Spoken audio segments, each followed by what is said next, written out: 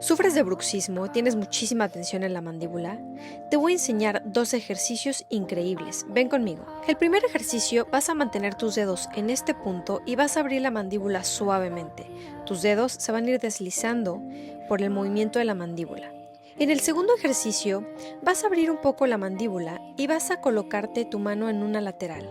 Vas a crear una resistencia con tu mano y vas a llevar la mandíbula hacia el lado contrario. Mantienes 3 segundos y repites. Incorpora estos 2 ejercicios a tu rutina nocturna y nota la diferencia.